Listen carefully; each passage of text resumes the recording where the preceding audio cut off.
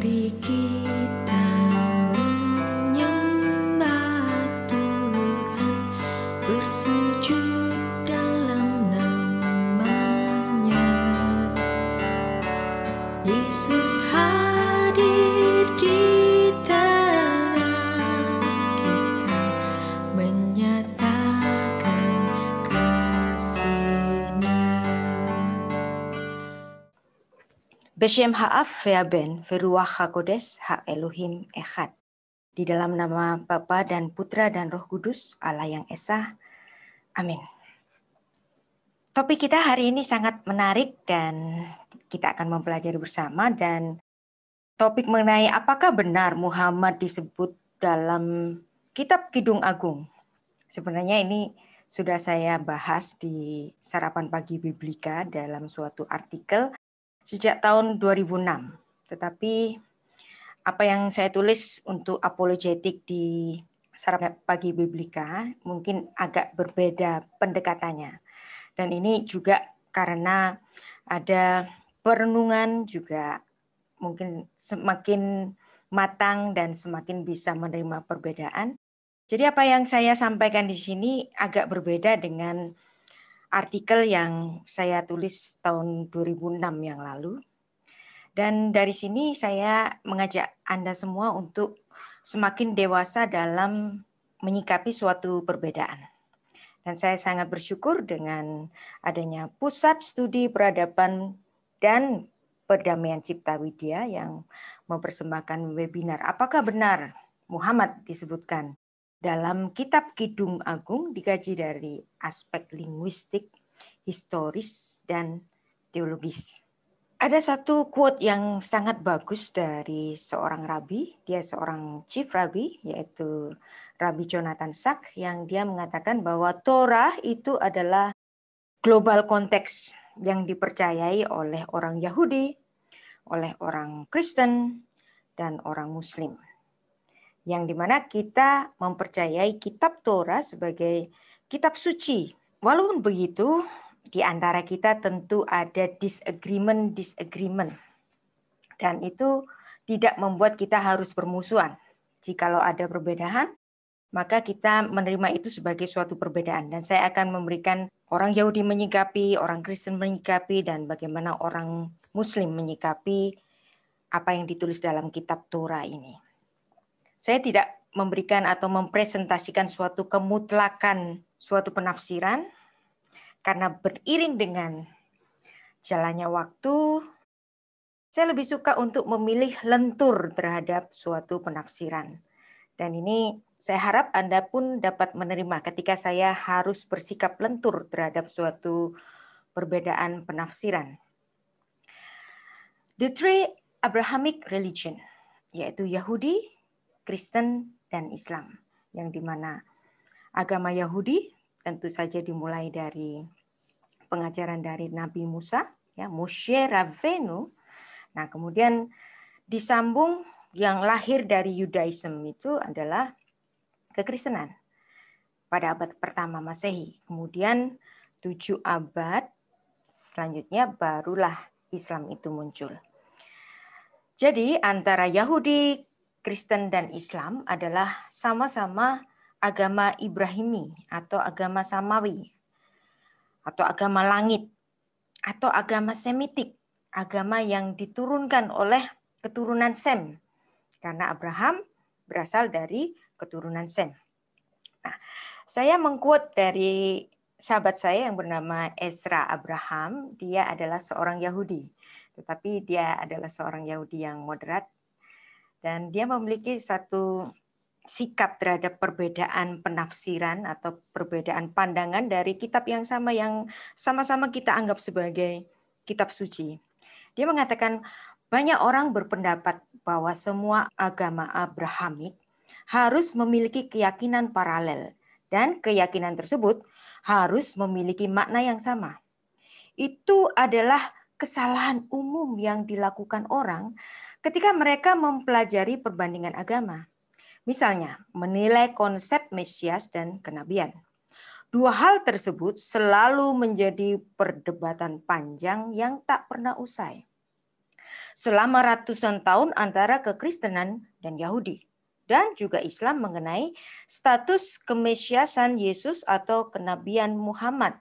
Karena kebanyakan dari kita menggunakan kerangka konseptual yang kita yakini terhadap orang lain, yang dimana agama lain tersebut belum tentu memiliki konsep yang sama, meski ketiganya berasal dari Abraham.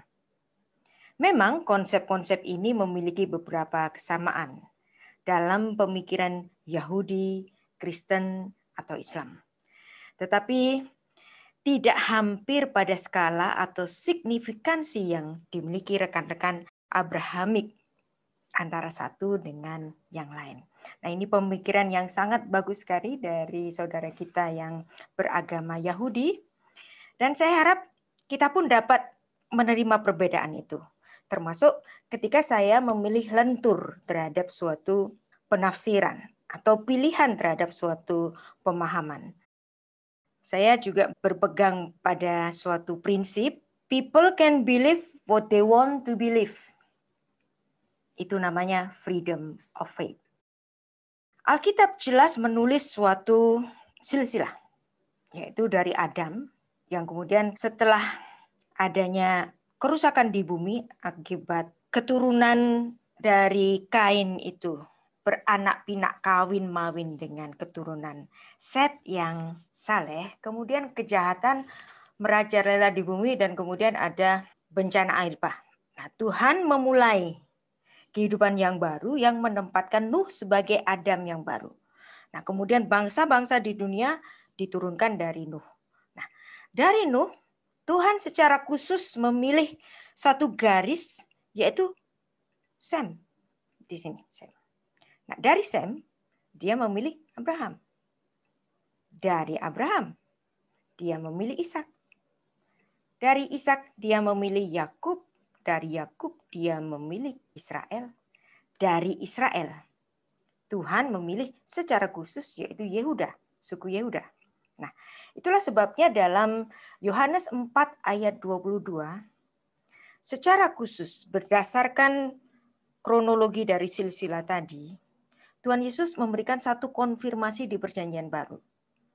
Dia bersabda, sebab keselamatan datang dari bangsa Yahudi.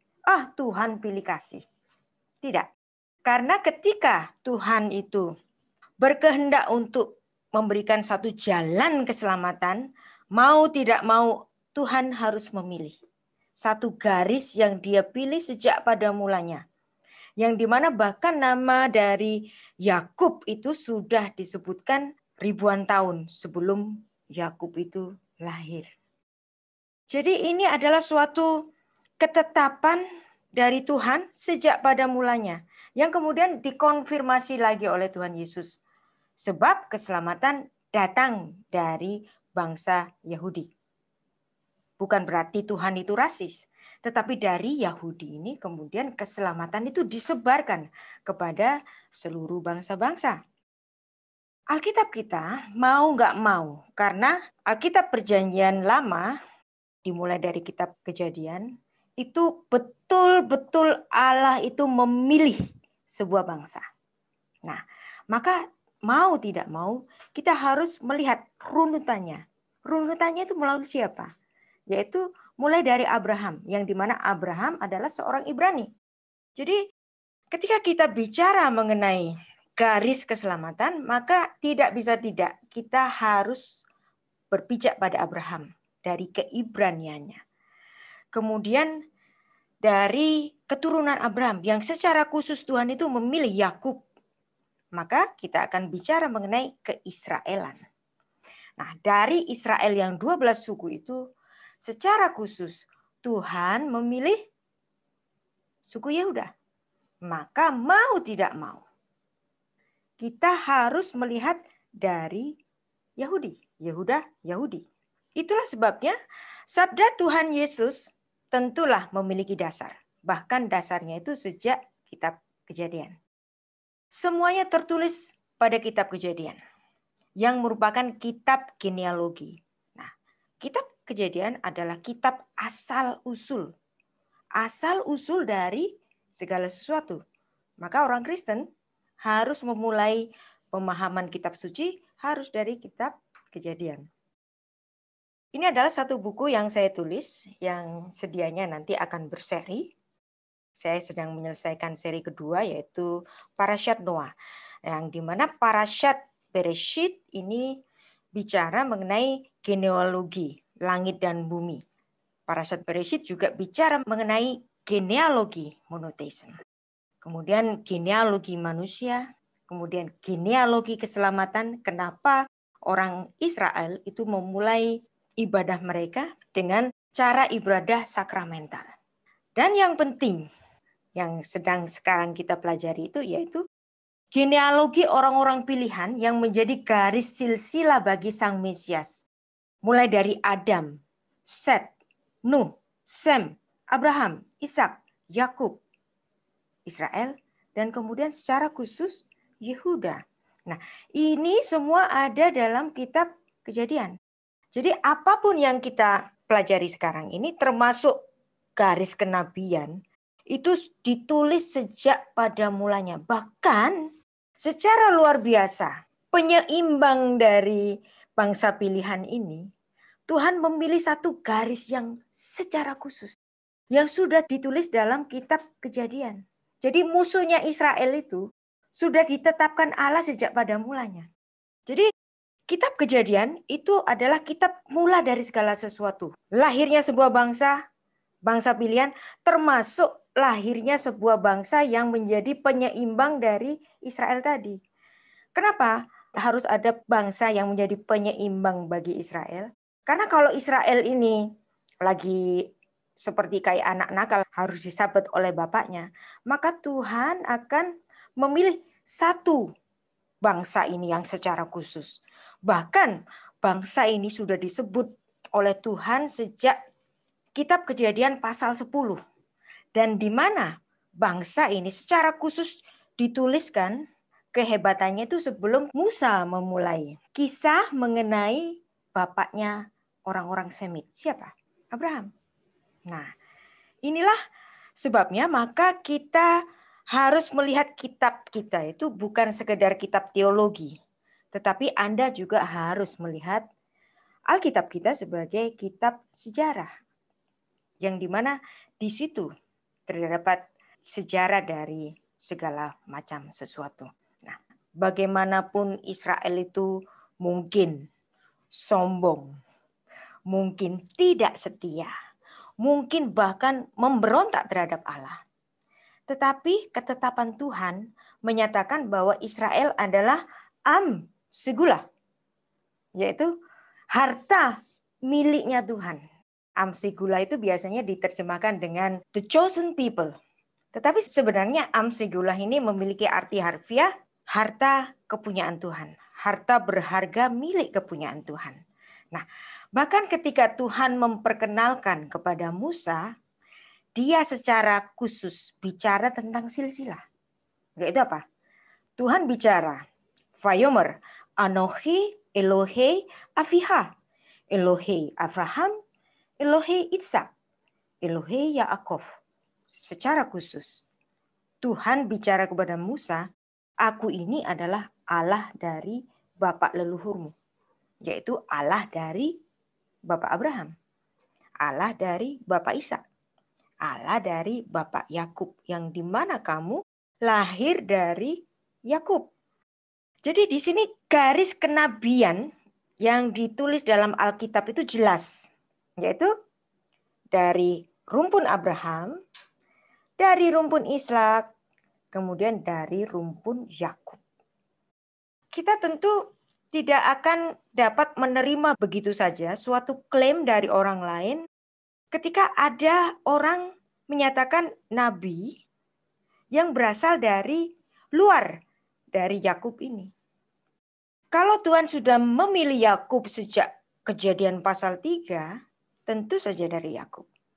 Tidak akan keluar dari garisnya Yakub. Bahkan secara khusus Ulangan 7 ayat 6, Tuhan menyatakan, sebab engkaulah umat yang kudus bagi Tuhan Allahmu. Engkau yang dipilih oleh Tuhan Allahmu dari segala bangsa di atas muka bumi untuk menjadi umat kesayangannya. Kata engkau yang dipilih itu adalah terjemahan dari untuk menjadi umat yang dipilih ini le'am segula.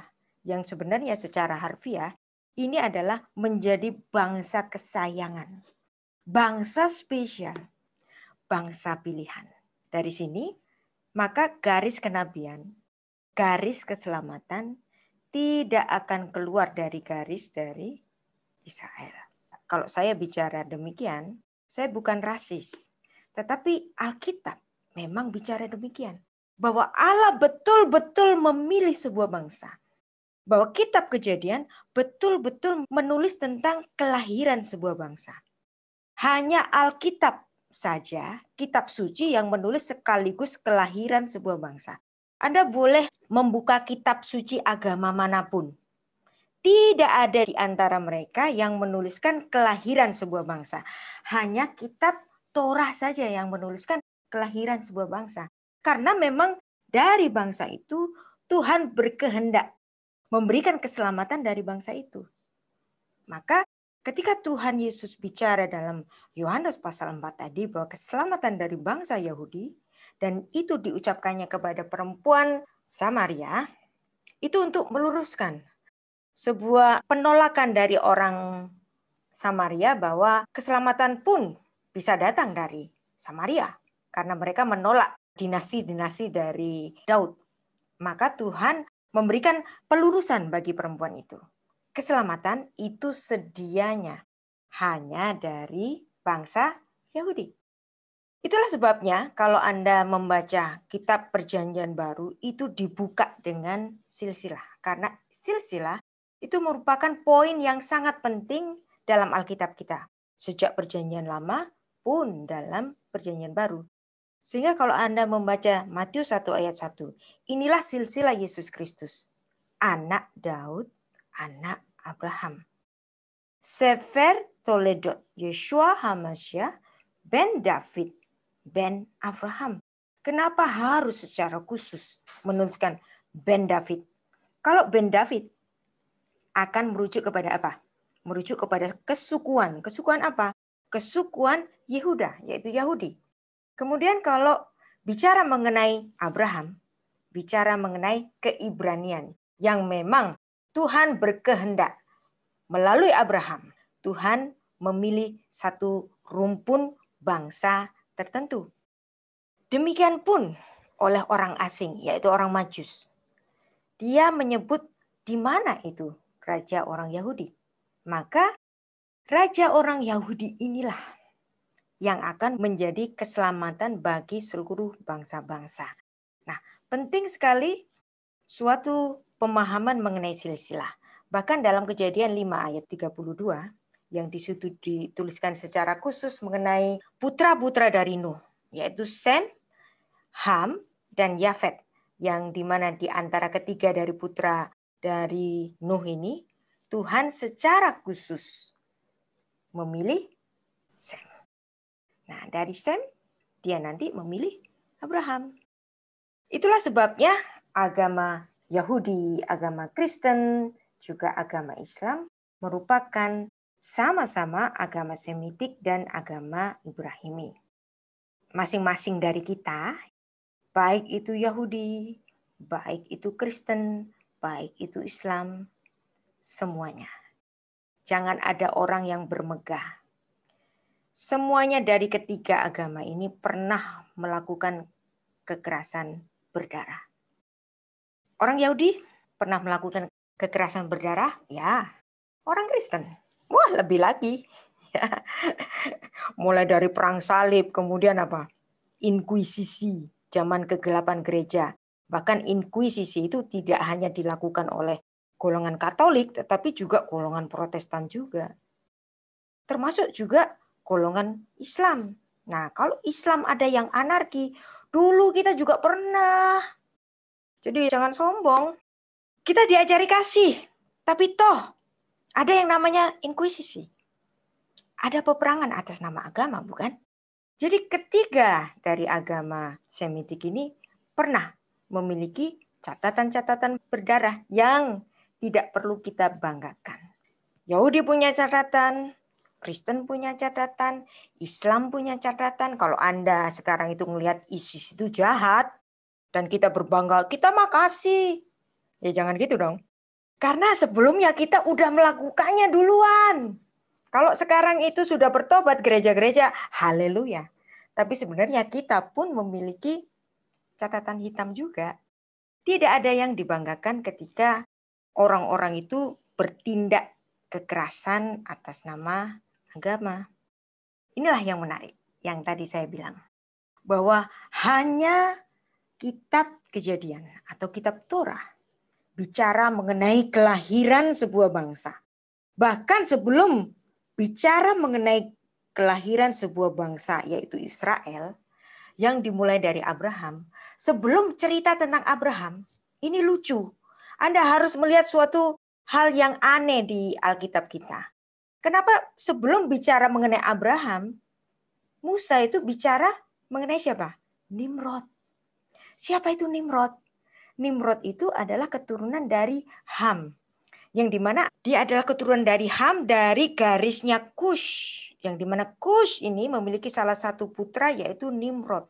Kush memperanakkan Nimrod. Dialah yang mula-mula sekali menjadi orang yang berkuasa di bumi. Nah, ini aneh. Kenapa Nimrod ini itu menjadi suatu introduction bagi kisah Abraham. Ini aneh sekali Alkitab. Tetapi itulah. Dan kalau kita mengerti kenapa Nimrod harus ditulis secara khusus kehebatannya. Dia yang mula-mula sekali menjadi orang yang berkuasa di bumi. Jadi sebelum ada raja-raja di dunia, Nimrod itu sudah jadi raja. Sebelum orang Semit itu punya raja, orang Ham sudah punya raja. Siapa dia? Dia adalah Nimrod. Kenapa Nimrod ini harus ditulis lebih dulu sebelum Abraham? Ini tentu ada ceritanya. Bahkan Nimrod itu secara khusus disebut sebagai Gibor Said. Seorang yang perkasa, seorang pemburu yang luar biasa. Dan dia menjadi emperor yang pertama-tama di bumi ini. Mula-mula kerajaannya terdiri dari Babel, Erek, Akkad di tanah Shinar. Dari negeri itu ia pergi ke Asyur. Mana itu Asyur? Syria. Ya. Lalu mendirikan Niniwe, Rehoboth-ir, dan Kala. Dan Resen di antara Niniwe dan Kala. Itulah kota-kota besar itu. Dan ini adalah daerah kekuasaan dari Nimrod yang nanti dia akan membangun sebuah menara Babel. Kisah mengenai menara Babel tentu menjadi kisah tersendiri. Tapi yang saya tekankan di sini bahwa sebelum bicara mengenai Abraham, Alkitab bicara mengenai Nimrod. Pernah nggak Anda berpikir bagaimana Israel itu sebagai Amsigula, Israel sebagai bangsa pilihan yang mendapatkan puncak kejayaannya pada zamannya Raja Daud, juga pada zamannya Raja Salomo, tiba-tiba kemudian pada tahun 586 sebelum Masehi, mereka tiba-tiba dilawat musuh dan mereka kalah. Dan di situ Nebukadnezar mendapatkan kemenangan yang luar biasa. Bahkan sebelum itu, kerajaan Asyur, kerajaan-kerajaan yang di utara itu sudah mengalahkan kerajaan Israel utara. Bahkan 10 suku itu hilang. Sekarang tinggal kerajaan Yehuda. Kerajaan Yehuda pun kalah oleh seorang yang bernama siapa? Nebukadnezar. Ketika Yehuda ini kalah, mereka dibuang ke Babel. Kurang lebih selama 70 tahun. Siapa yang membawa mereka itu keluar dari tanah kebanggaan mereka? Yang dimana mereka itu adalah Amsigula. Anda bisa bayangkan. Bangsa pilihan Tuhan, dignitinya itu direndahkan serendah-rendahnya pada titik yang terendah. Yang dimana mereka itu udah kalah perang, kemudian dijajah. Ternyata dibuang juga ke Babel. Nah, di sini Tuhan itu menaruh suatu pelajaran yang besar. Melakukan sabetan yang besar terhadap anaknya yang nakal ini. Pakai tangannya siapa? pakai tangannya Nebukadnezar. Nah, Nebukadnezar ini berasal dari kerajaan apa? Berasal dari kerajaan Babel, bukan? Yang berasal dari Nimrod.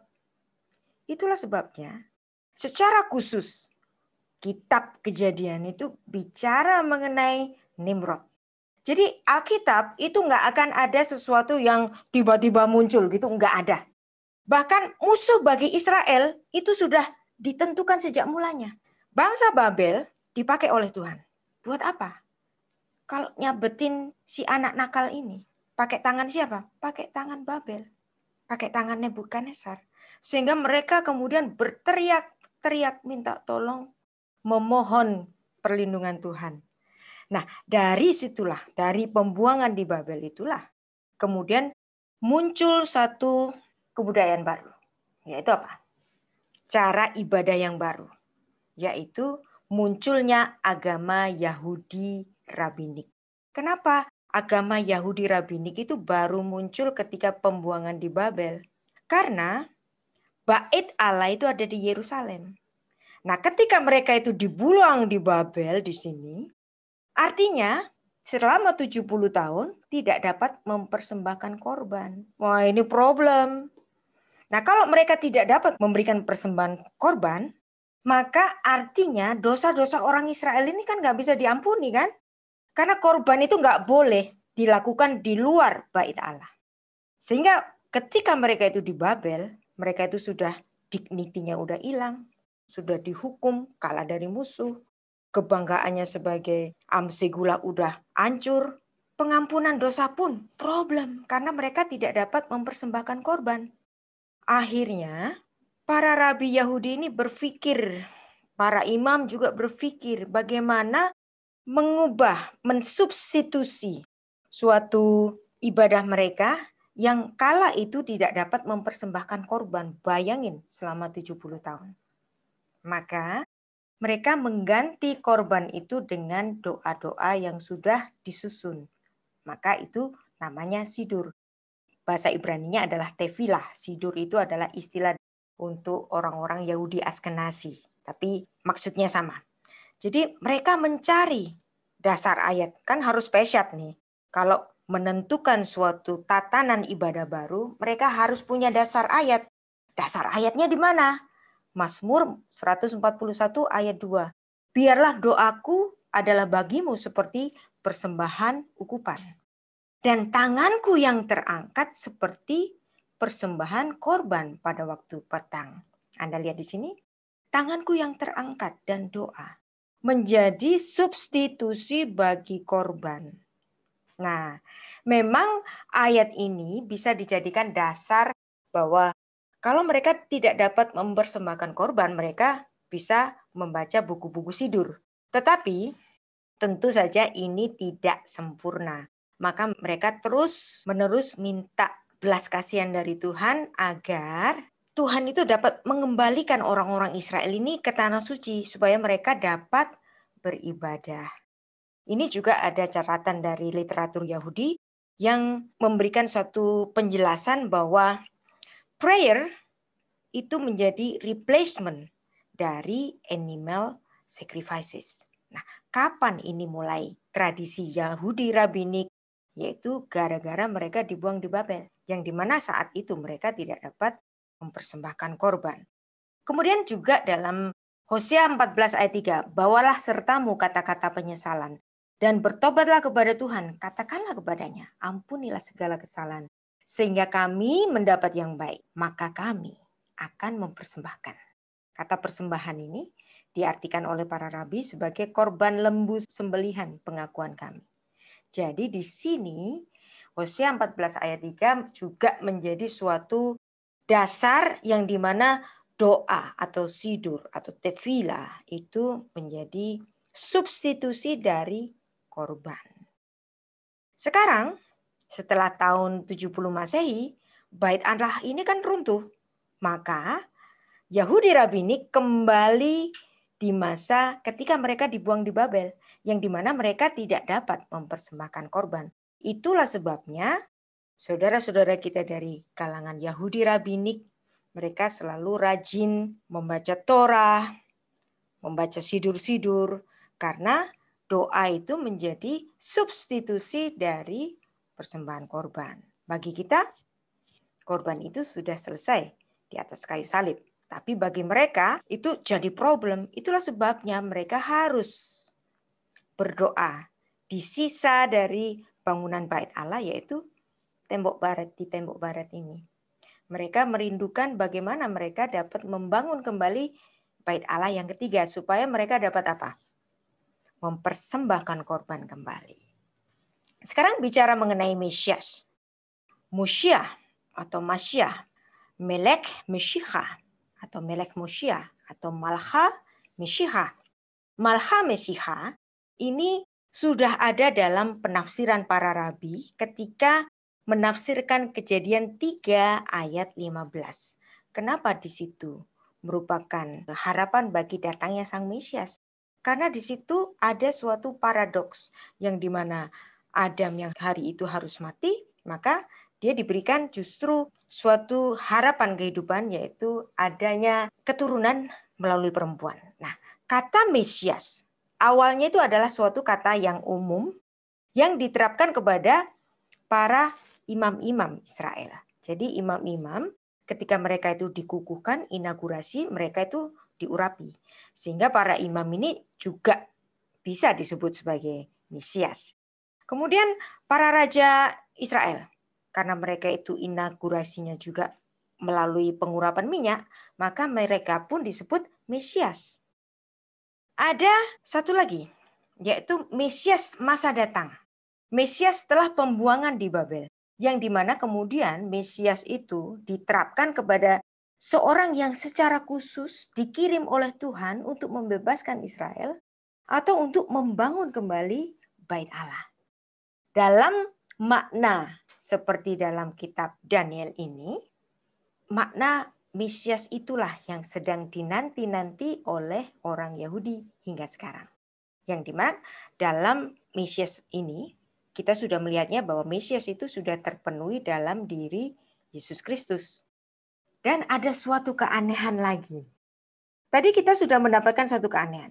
Bahwa sebelum memulai pembicaraan mengenai Bapak Abraham, Alkitab memulai dengan Nimrod, keturunan dari Ham yang memiliki anak Kush, yang dimana Kush ini memiliki anak yaitu Nimrod, dan itu menjadi intro dari kisah Abraham. Dan dari Nimrod ini kemudian lahir siapa? Lahir Nebukadnezar. Dari rumpun Nimrod juga, yaitu siapa? Kores, Raja Kores. Raja Kores yang agung, yang hidup pada sekitar 590 sampai 529 sebelum Masehi. Anda lihat di sini, adalah satu-satunya orang non-Israel yang disebut sebagai apa? Mesias. Aneh sekali, bukan? Siapa bapak leluhur dari Kores ini? Dia adalah Nimrod, bukan? Itulah pentingnya kenapa Nimrod ditulis dalam Kejadian pasal 10. Kores ini diurapi oleh Allah sehingga pun sebenarnya dia memperoleh gelar kemesiasan dalam dirinya. Luar biasa, bukan? Nah, jadi jangan main-main sama Nimrod. Nimrod ini seorang yang luar biasa, bahkan keturunannya sampai hari ini tuh luar biasa. Kalau Anda suka musik klasik, Anda pasti suka ini.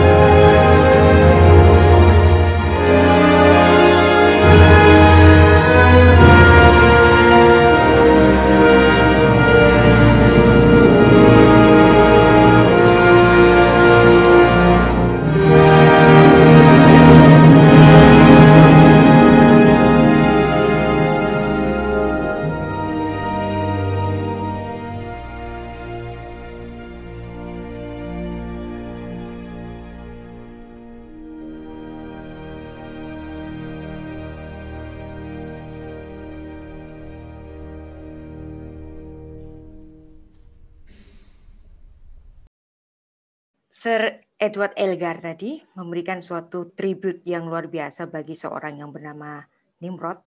Karena memang Nimrod ini adalah seorang sosok yang sangat luar biasa sekali. Dia sangat terkesan dengan itu. Dan yang di depan kita ini adalah seorang yang bernama Bashar al-Assad. Anda lihat di sini, dia seorang presiden Syria yang digempur bertubi-tubi oleh ISIS selama 7 tahun. Sampai kota Aleppo itu babak belur dan sebagian besar dari Syria itu babak belur. Tetapi dia bisa survive. Anda bisa membayangkan bagaimana dia bisa survive dari gempuran ini. Dan dia musuhnya dari Amerika, musuh dari Israel sampai hari ini. Ya, kenapa dia begitu luar biasa? Karena dia adalah keturunan dari Nimrod. Satu orang ini punya sahabat, yaitu Presiden Putin. Jadi 2 orang ini saya sangat kagumi. Dan salah satu dari mereka ini, Bashar al-Assad, ini adalah keturunan dari Nimrod.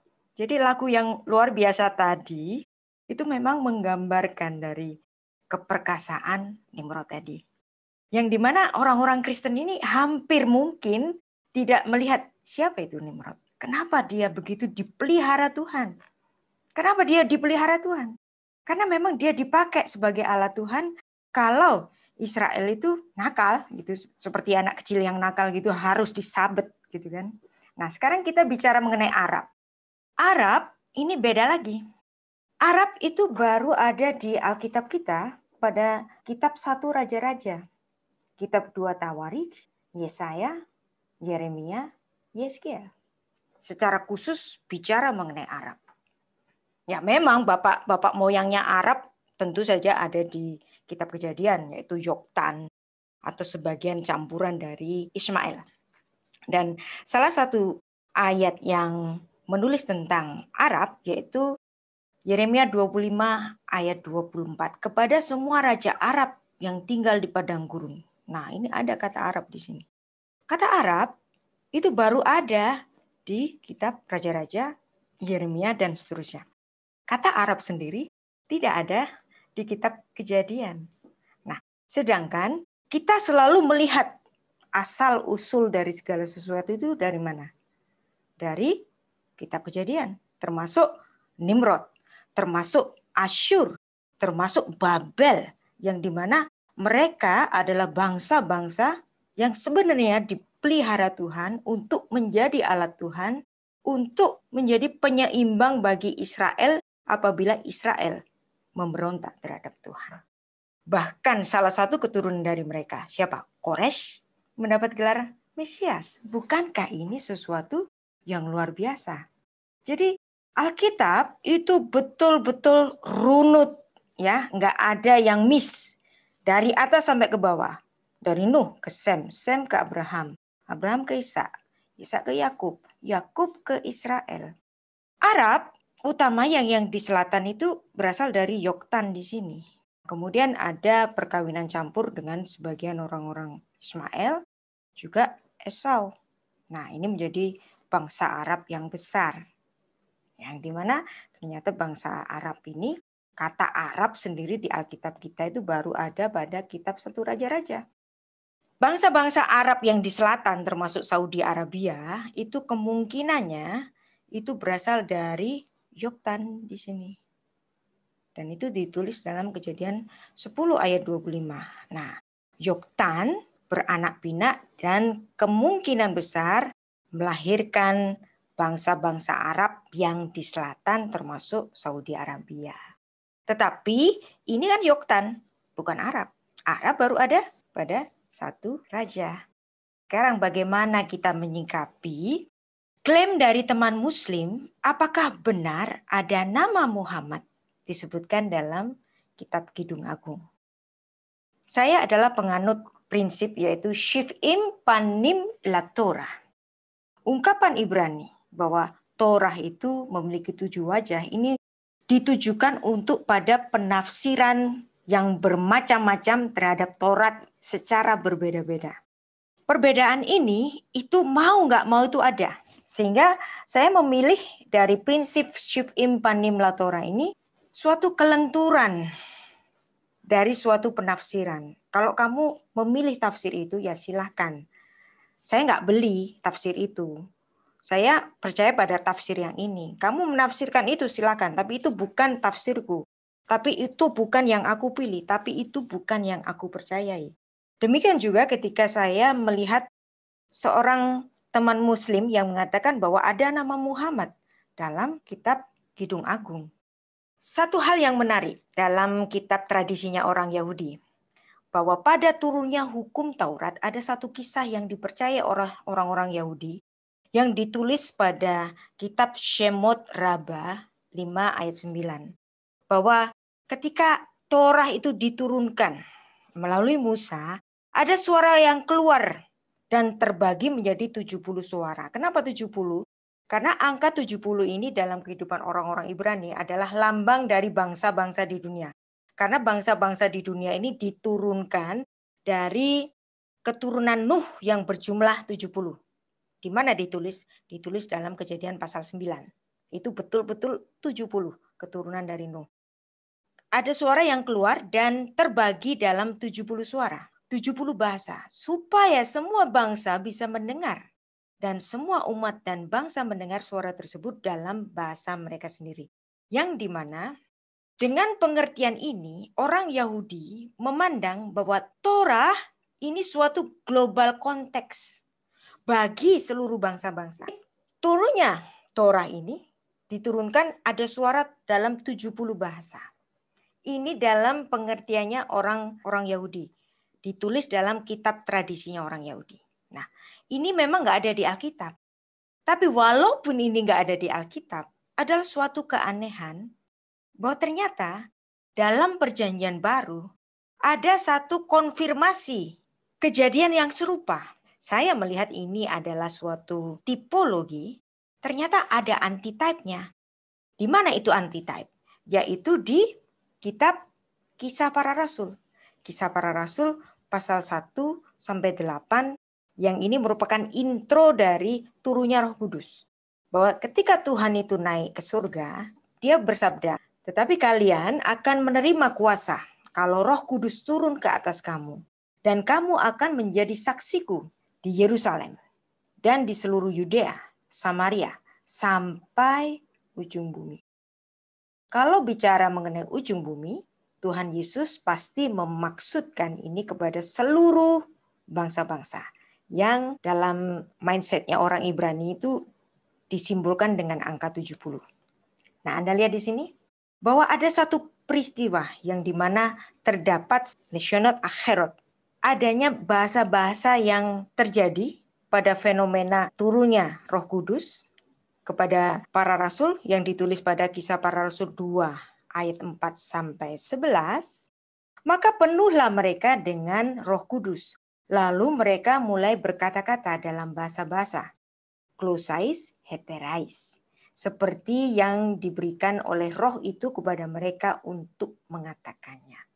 Nah, Anda lihat di sini ada pembicaraan yang berbeda-beda. Waktu itu di Yerusalem diam orang-orang Yahudi yang saleh dari segala bangsa. Anda lihat di sini ada orang-orang proselit dari bangsa yang bermacam-macam di bawah kolong langit. Ketika turun bunyi itu, berkerumunlah orang-orang banyak. Mereka bingung karena mereka masing-masing mendengar rasul-rasul itu berkata-kata dalam bahasa mereka sendiri. Mereka mendengar rasul itu bicara seperti bahasa mereka sendiri. Mereka semua tercengang-cengang dan heran lalu berkata, "Bukankah mereka semua yang berkata-kata itu orang Galilea? Bagaimana mungkin kita masing-masing mendengar mereka berkata-kata dalam bahasa kita, yaitu bahasa yang kita pakai di negeri asal kita?" Anda lihat di sini, bukankah ini menjadi suatu antitype dengan sesuatu yang terjadi yang ditulis pada kitab tradisinya orang Yahudi pada Shemot Rabbah 5 ayat 9 ini. Saya tidak ingin menambahkan kitab suci. Ini bagaimanapun adalah kitab tradisi. Tetapi kok bisa berhubungan dengan Alkitab Perjanjian Baru kita? Bukankah ini suatu yang luar biasa, bukan? Sekarang klaim dari teman muslim. Apakah ada nama Muhammad dalam kitab Kidung Agung?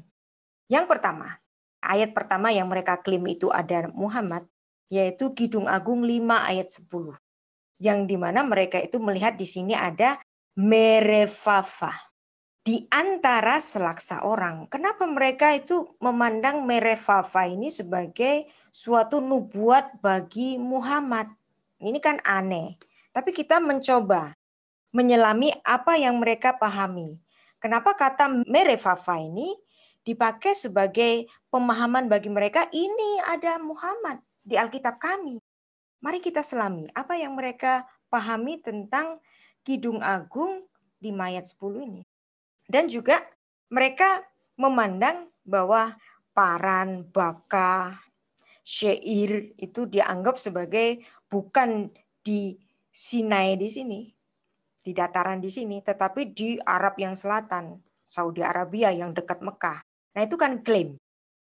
Bagi kita klaim itu tidak akan cocok dengan apa yang kita pelajari, juga dalam peta, juga dalam pemahaman historis secara alkitabiah. Tetapi itu pemahaman mereka, itu yang mereka percayai. Ya sudah, kita mau berdebat sampai kapanpun, mereka tetap menganggap ini ada Muhammad. Kenapa Merefafa tadi itu dikaitkan pada Muhammad?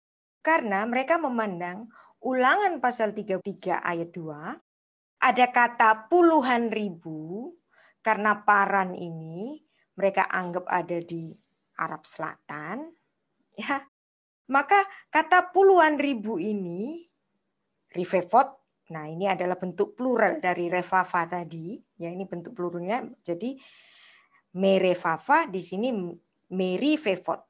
Merifefot di sini itu menjadi satu pemahaman bagi mereka atau dasar bagi mereka bahwa Ulangan 33 ayat 2 menubuatkan Nabi Muhammad. Maka ya yang tertulis pada Kidung Agung 5 ayat 10 ini adalah nubuat bagi Muhammad. Bagi Anda itu nggak masuk akal. Bagi kita nggak masuk akal. Tapi bagi teman Muslim itu masuk akal. Dan ini menjadi suatu base atau dasar bagi mereka untuk melihat ada Muhammad pada kitab Kidung Agung. Nah bagi saya itu ada suatu hal yang positif yang saya lihat. Ketika mereka memandang ada nama Muhammad dalam kitab Kidung Agung, berarti mereka nggak bisa dong bilang bahwa kitab Kidung Agung ini kitab porno. Kalau mereka menganggap ada Nabi junjungan ada di kitab Kidung Agung, maka nggak mungkin mereka dapat mengatakan bahwa kitab Kidung Agung ini adalah kitab porno. Kalau mereka mengklaim ini adalah kitab porno, bagaimana mungkin Nabi junjungannya ada pada kitab porno? Gitu kan? Saya tidak ingin berdebat, tapi marilah kita bersama-sama memahami kenapa orang Muslim memandang ini ada nama Muhammad. Sekarang juga kita akan memandang Ulangan 18 ayat 18.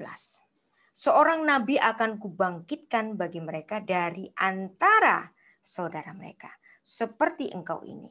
Aku akan menaruh firmanku ke dalam mulutnya. Dan ia akan mengatakan kepada mereka segala yang kuperintahkan kepadanya. Nah, kata saudara, apakah Arab ini termasuk saudara dari Israel? Kalaupun orang-orang Arab itu menganggap mereka adalah keturunan dari Ismail, kalaupun teman Muslim ini menganggap bahwa agama mereka adalah agama keturunan dari Ismail, berarti Ismail itu nggak bisa dikatakan saudara, karena Ismail itu apanya? Pamannya kan? Itu dari sisi kita. Tapi dari sisi teman Muslim menganggap Ulangan 18 ayat 18 itu merujuk kepada Nabi Muhammad. Anda mau berdebat, ya tetap nggak diterima. Mereka tetap kekeh, pokoknya ini bicara mengenai Nabi kami. Buat saya itu nggak menjadi soal. Kenapa mereka menganggap bahwa paran ini merupakan suatu dasar bagi kelahirannya agama Islam. Karena di Kejadian 21 ayat 21, maka tinggallah ianya ini siapa? Ismail, di padang gurun Paran. Dan ibunya mengambil seorang istri baginya di tanah Mesir. Bagi kita, yang namanya Paran, itu tentu dekat dengan Mesir, bukannya di Arab Selatan.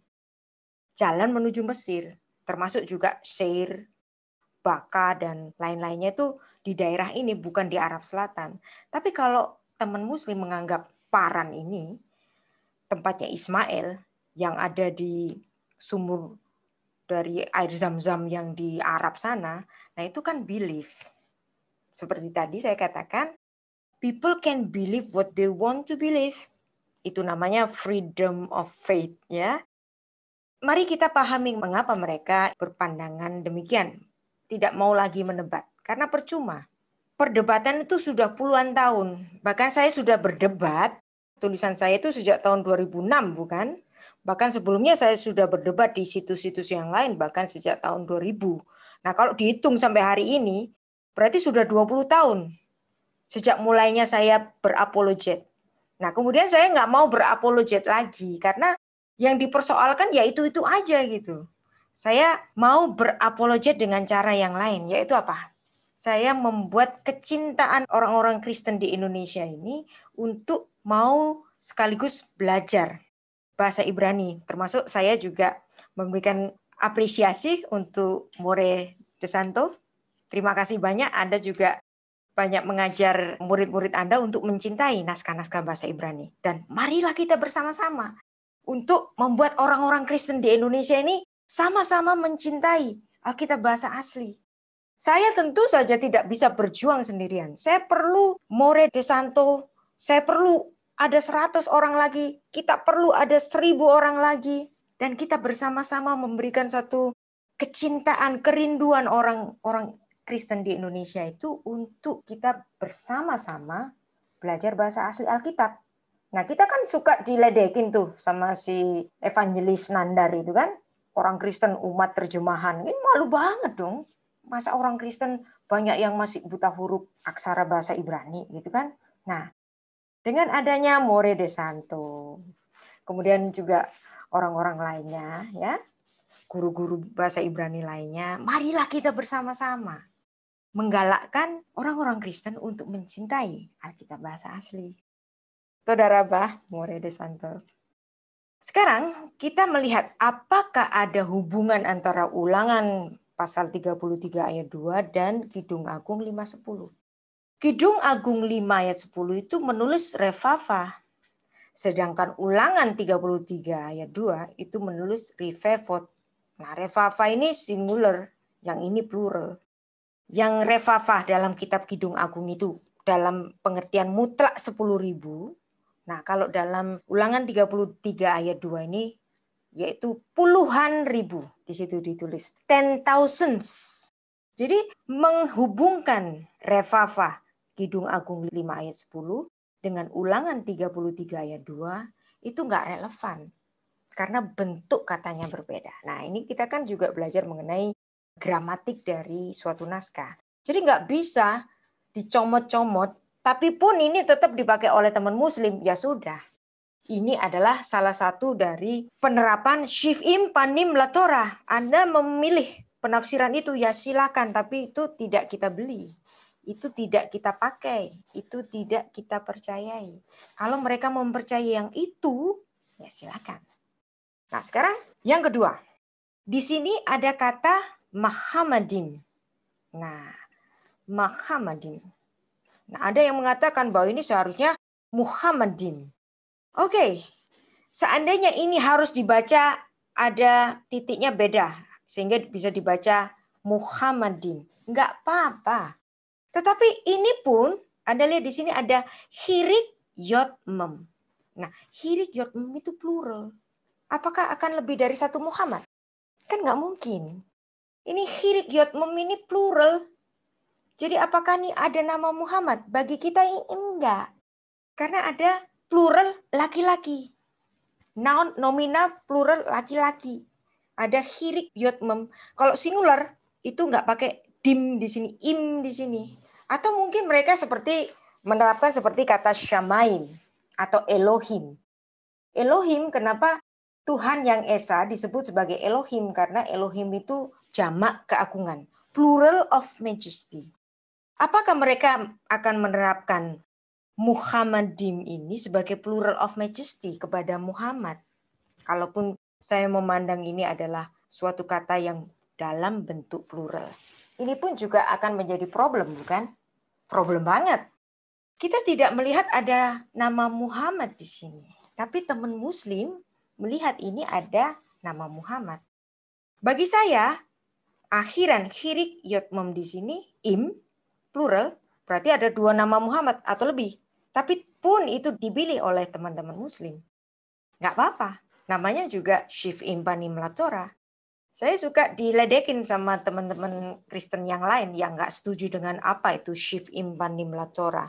Tapi bagaimanapun, kepercayaan kita itu nggak bisa diselaraskan. Seperti pendapat dari sahabat saya tadi, Ezra Abraham, yang nggak mungkin walaupun kita itu sama-sama agama Semitik, kita nggak bisa menseragamkan suatu pemahaman atau suatu belief. Nggak mungkin, nggak bisa.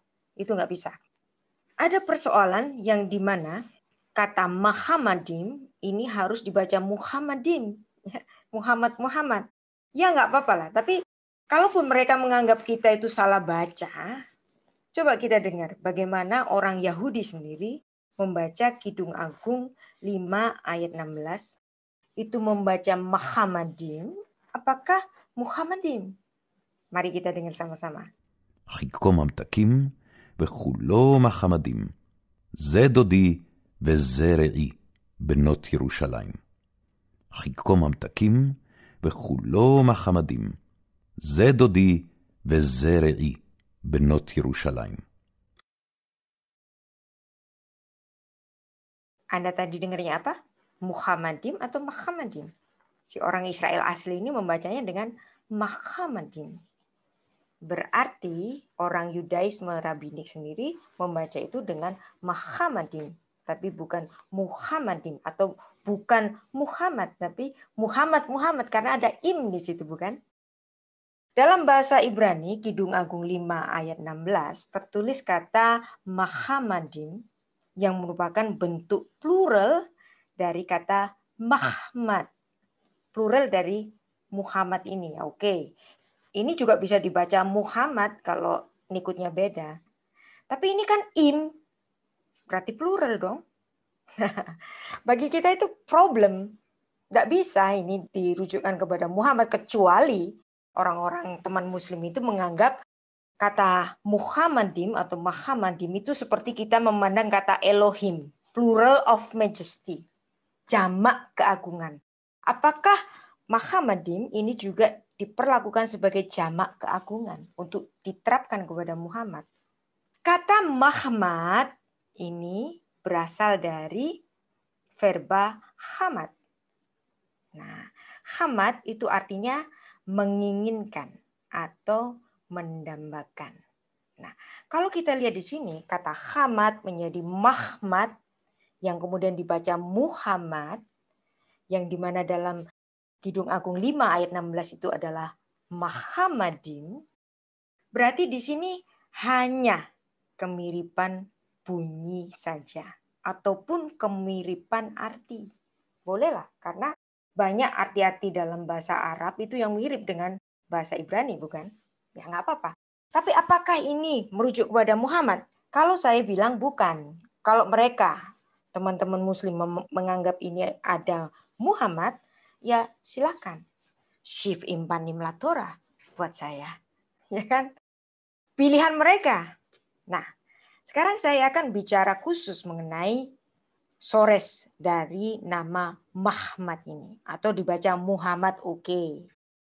Nah, kata Hamad itu adalah kata kerja yang artinya menginginkan, mendambakan. Kata ini dipakai dalam 10 hukum Tuhan sebagai penutup. Tapi bukan dipakai dalam artian yang positif, tapi dipakai dalam artian yang negatif. Kalau ada dalam suatu hukum, dan hukum itu ditaruh pada tempat yang terakhir, berarti hukum itu yang paling nggak berarti atau justru yang paling penting? Ada yang tahu hukum ke-10 itu bunyinya apa? Jangan mengingini. Jangan mengingini. Jangan mengingini. Nah, kata mengingini itu berasal dari bahasa Ibrani apa? Hamad. Anda lihat di sini, jangan mengingini. Hamad, rumah sesamamu. Jangan mengingini. ini kan juga ada kata Hamad yang dibaca mereka sebagai Muhammad itu kan. Nah kalau berdasarkan kesamaan bunyi, berarti ada Muhammad dalam hukum yang ke-10. Tapi dalam artian yang negatif loh. Apa mau mereka begitu? Berdasarkan kemiripan bunyi saja. Seandainya demikian. Jangan mengingini. Bahasa Ibraninya tahmod. Berasal dari kata hamad. Kenapa menjadi tahmod? Karena di sini, taf di sini, itu merujuk kepada orang kedua tunggal. Jangan kamu mengingini. Nah, maka kata hamad menjadi tahmod di sini. Ini pun ada nama Muhammad dalam 10 hukum Tuhan, bukan? Nah, kenapa? Di sini gadis sulam mengatakan, sungguh menarik dia. Sungguh menjadi dambaanku dia.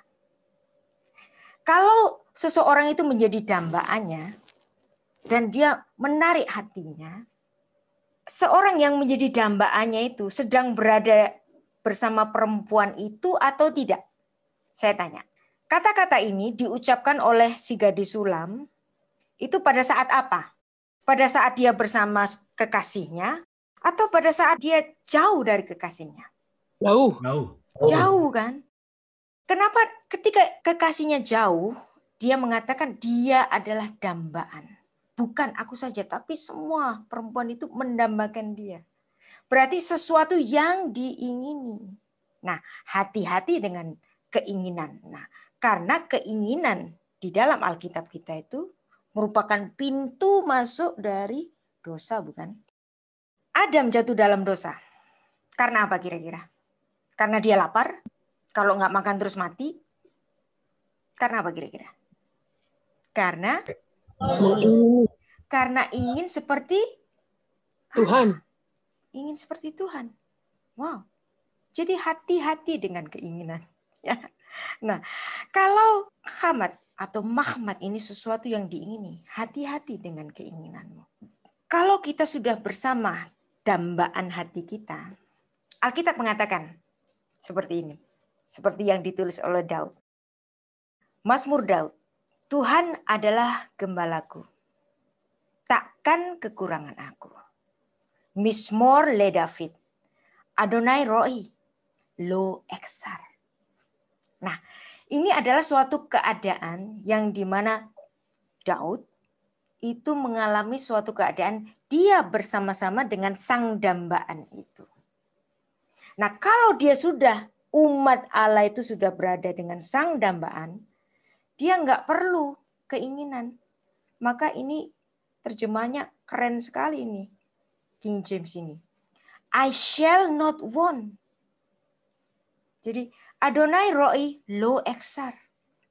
Ketika Tuhan itu menjadi gembalaku, aku itu nggak sempat pengen, nggak sempat. Karena sudah dapat segala apa yang aku mau bersama Tuhan.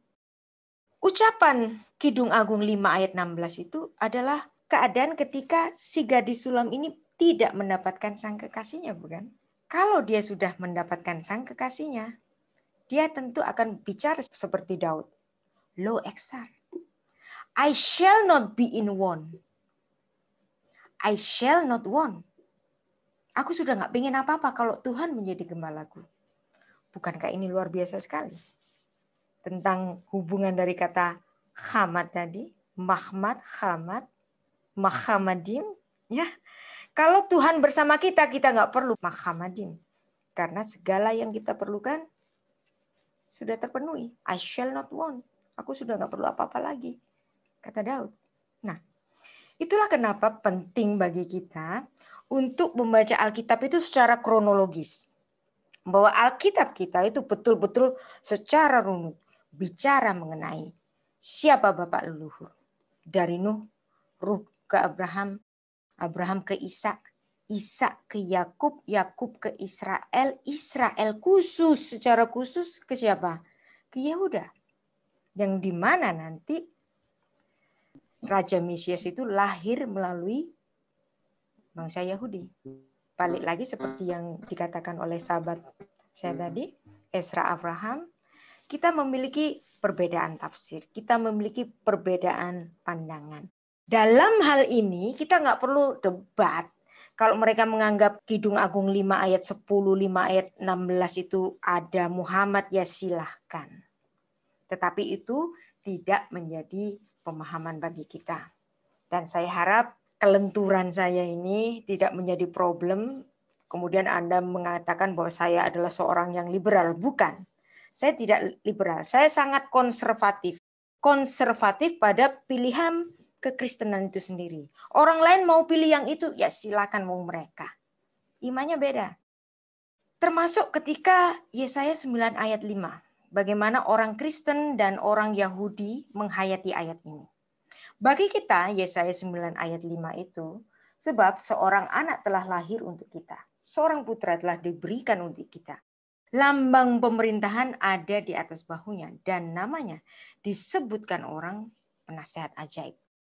Nama Sang Mesias ini adalah Pele Yoetz, penasihat ajaib. Dan dia juga bernama Allah yang perkasa. Kenapa? Karena bagi kita, Sang Mesias itu adalah Mesias yang ilahi. El Gibor, Allah yang perkasa. Kemudian Bapa yang kekal. Wow, Sang Mesias disebut sebagai Bapa yang kekal. Afiat. Kemudian Raja Damai. Keempat gelar ini semuanya merujuk kepada Yesus Kristus, Sang Mesias. Nah, tetapi bagaimana orang Yahudi Rabinik membaca kitab yang sama? Kepada siapakah ayat ini? Mereka memandang ini adalah suatu pernyataan kepada gelar Hizkia. Bahwa Tuhan, Bapa di sorga, yang bergelar sebagai Pele Yoetz, El Gibor, Afiat, memberikan gelar kepada Raja Hizkia itu dengan Syar Shalom, Raja Damai. Nah, ini ada dalam terjemahannya orang Yahudi Rabinik. Dan pemahamannya orang Yahudi Rabinik di situs Kabat, situs resminya mereka. Tetapi kalau Anda melihat sama-sama Yahudi memandang ayat yang sama. Yang namanya Pele Yoetz, El Gibor, Afiat, Syar Shalom, itu semuanya adalah gelar bagi Sang Mesias. Sama-sama Yahudinya. Tapi cara membacanya beda. Cara menafsirkannya berbeda. Sama-sama berbahasa Ibrani. Nah, kalau kita kan sering dikata-katain umat terjemahan, salah membaca. Tetapi yang ini Anda lihat, ini Yahudi Rabinik, ini Jewish Believer. Ayat yang sama dibaca secara berbeda. Demikian juga ketika kita menyikapi Kidung Agung 5 ayat 10, Kidung Agung 5 ayat 16, kalaupun itu dibaca sebagai nubuat bagi Muhammad oleh teman-teman Muslim, ya nggak apa-apa, gitu loh. Tapi itu bukan menjadi keyakinan kita.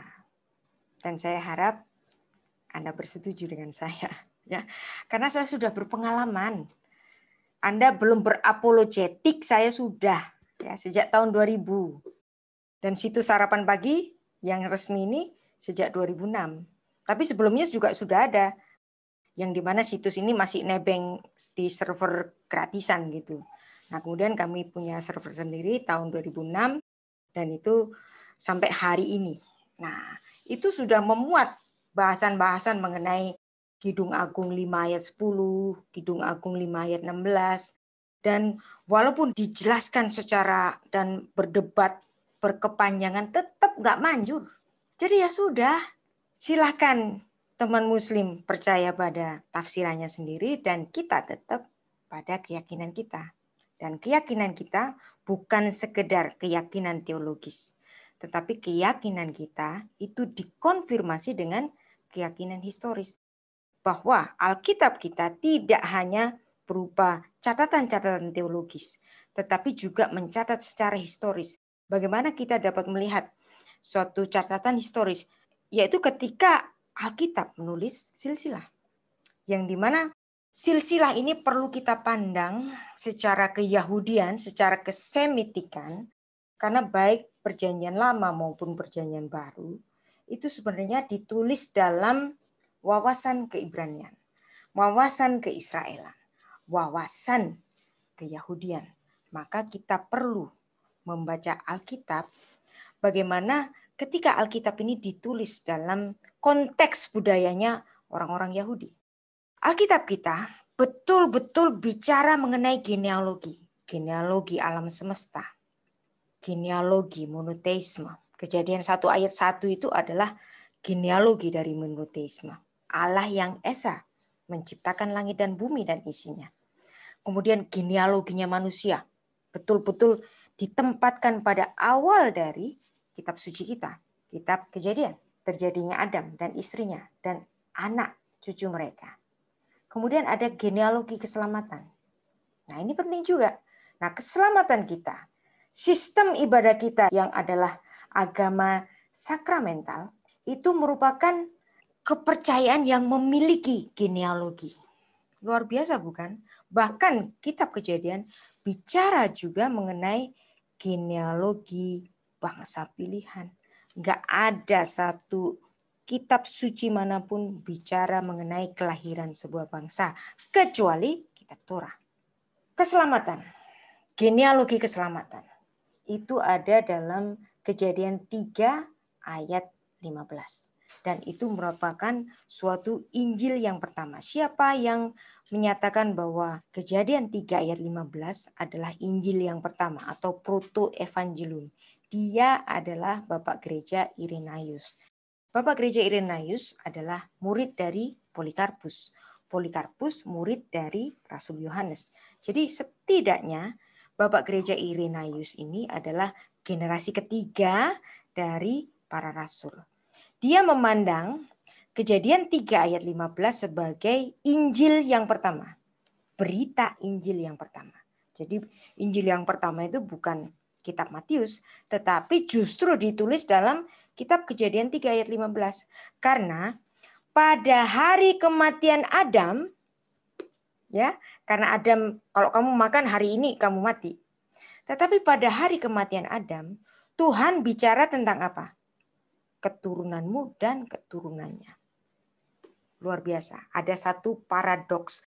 Dan paradoks ini dibaca oleh Bapak Gereja Irenaeus sebagai harapan akan terjadinya rekonsiliasi akibat dosa dari Adam.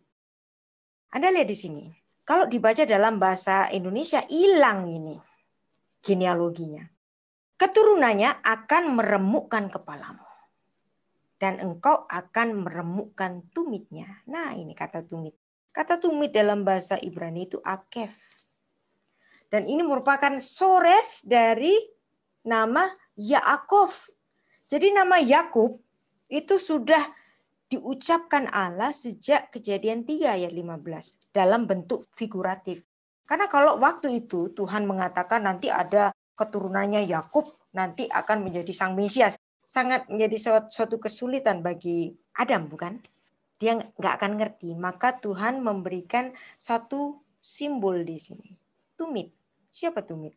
Nanti keturunan si tumit itu yang akan remuk tumitnya. Kalau bicara mengenai remuk di sini, bicara mengenai apa? Kematian. Ve'eva asid. Nah, Eva di sini, ini adalah perseteruan berdarah. Arti harfiahnya itu. Asid aku akan mengadakan. Siapa yang mengadakan? Tuhan. Dan dia sendiri, Allah inkarnasi, dia yang akan menjadi pembayar bagi kematian itu. Yang sudah dilakukan Adam sejak pada mulanya. Jadi yang namanya genealogi keselamatan itu sudah ada sejak Kejadian 3 ayat 15. Jadi pijakannya bagi kita kalau membaca Alkitab, itu selalu harus ada ditulis pada kitab Kejadian. Jangankan bangsa pilihan. Bangsa yang menjadi musuh bangsa pilihan, yang menjadi penyeimbang bagi kekuatan bangsa pilihan ini, sudah ditentukan Allah sejak kitab Kejadian, bukan? Siapa dia? Nimrod. Bukankah ini sesuatu yang luar biasa? Yang tidak pernah kita lirik bahkan. Siapa itu Nimrod? Ya kan? Nah, inilah pentingnya kita membaca Alkitab secara runut. Kalau teman muslim tidak membaca kitabnya secara runut, karena memang kitabnya itu tidak menulis secara kronologis seperti Alkitab kita, ya nggak apa-apa, itu namanya pilihan. Bahkan bukan hanya Bapak Gereja Irenaeus saja. Seorang yang bernama Jonathan ben Uziel. Dia adalah murid terbaik dari Beit Hillel yang kira-kiranya umurnya itu sepantaran dengan Yesus atau segenerasi dengan Yesus. Dia menerjemahkan Kejadian 3 ayat 15 ini dalam bahasa Aram. Jadi bahasa Ibrani diterjemahkan menjadi bahasa Aram. Dan dia menambahkan suatu komentari dari para rabi bahwa di sini menjadi harapan akan hadirnya Sang Mesias. Karena dia menyebutkan ada Malcha Mesiha pada Kejadian 3 ayat 15 untuk Targum Jonathan. Berarti orang Yahudi pun memandang Kejadian 3 ayat 15 ini sebagai genealogi dari keselamatan. Bagi kita segala sesuatu ada genealoginya. Maka kalau mengklaim ada nama Muhammad dalam kitab Kidung Agung, kita boleh bertanya, di mana genealoginya? Karena nama Arab sendiri itu baru ada pada kitab Satu Raja-Raja, bukan? Bagi kita itu enggak masuk, bagi kita. Tapi kalau bagi mereka itu dipakai, ya silakan. Pijakan kita selalu harus ada dasarnya pada kitab Kejadian. Seperti hal ini, pada rencana keselamatan. Genealoginya itu ada pada kitab Kejadian. Bangsa pilihan. Genealoginya ada pada kitab Kejadian. Terpilihnya Yehuda sebagai yang memegang tampuk kepemimpinan tongkat kerajaan ada sejak kitab Kejadian. Ini adalah Jonathan ben Uziel yang menerjemahkan Targum yang hidup sejaman kira-kira dengan Yesus Kristus, yang dimana dia membubuhkan kata Malcha Mesiha pada Kejadian 3 ayat 15. Berarti pemahaman keselamatan datang dari rumpun si tumit. Siapa itu tumit? Yaakov, Akef, sejak ada dalam kitab Kejadian. Itulah sebabnya ada satu hal yang sulit dalam Perjanjian Baru. Matius 22 ayat 41 sampai 46. Kalau Sang Mesias itu adalah keturunan Daud, bagaimana mungkin dia itu adalah tuannya pula? Kalau dia keturunannya, pasti dia harus memandang bapak leluhurnya ini lebih tinggi. Tapi bagaimana seorang keturunan dari Daud, Daud sendiri menyebut dia adalah tuannya. Ini nggak bisa tidak kalau dia itu bukan Allah yang inkarnasi. Daud, sang bapak leluhur itu harus memanggil Sang Mesias ini dengan Tuan, karena Tuan ini ya adalah Allah yang inkarnasi, yang memilih lahir dari salah satu rumpun dari suku Yehuda. Nah, kalau begini kan bisa kita runut. Bahkan pemilihan Yehuda sebagai pemilik tongkat kerajaan itu ada sejak kitab Kejadian. Maka kalau nggak ada runutannya dari sejak kitab Kejadian, klaim mengenai Nabi nggak bisa kita terima. Ini poin penting saya. Kalau nggak ada hubungannya dengan kitab Kejadian, klaim itu tidak dapat kita terima. Buat saya, keturunan dari Nimrod itu jauh lebih penting atau lebih berperan bagi orang Israel daripada keturunan dari Yoktan. Begitu bukan? Mungkin Anda ada yang tidak bersetuju dengan saya. Enggak apa-apa. Jadi tuan dan anak Daud. Siapa Daud? Keturunan dari Yehuda. Kenapa harus Daud? Kenapa harus Yehuda?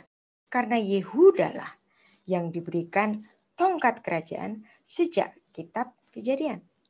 Maka seandainya ada klaim tiba-tiba ngambil di tengah-tengah dari Alkitab kita yang enggak ada basicnya pada kitab Kejadian, klaim itu tidak dapat kita terima. Nah, itulah pentingnya silsilah ditulis di dalam Alkitab kita. Alkitab kita sangat disiplin dalam menulis silsilah-silsilah.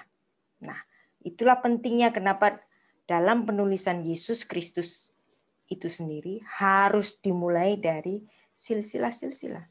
Karena silsilah ini penting. Kalau nggak ada silsilah, tiba-tiba ngeklaim, tiba-tiba ada nabi A, agama A, misalnya, ngeklaim di kitab Kidung Agung 5, 10, 5, 16 itu ada nabi mereka. Bagi kita itu nggak bisa dipertahankan. Karena nggak ada hubungannya dengan kitab Kejadian. Nggak ada genealoginya. Hanya klaim saja. Kalaupun mereka tetap memilih itu, ya silakan.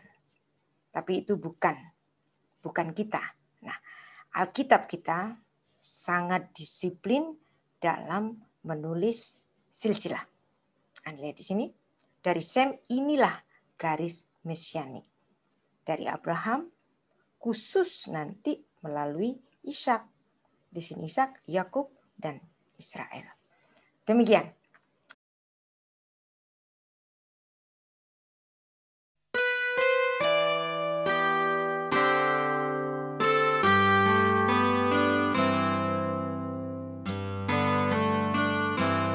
Mari kita menyembah Tuhan, bersujud dalam nama-Nya.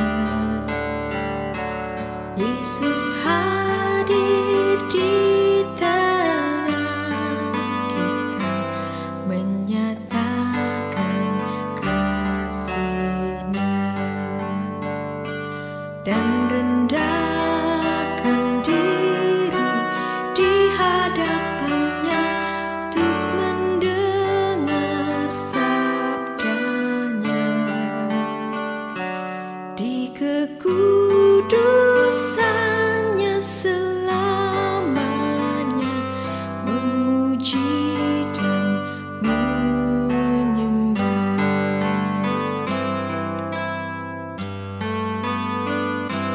Bersama menyembah di hadirat-Nya, memuliakan nama-Nya.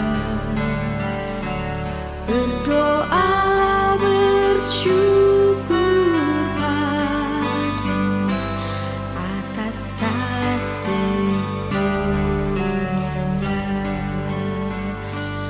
dan rendahkan diri di hadapan-Nya untuk mendengar sabda-Nya. Dalam hadirat-Nya selamanya memuji dan menyembah.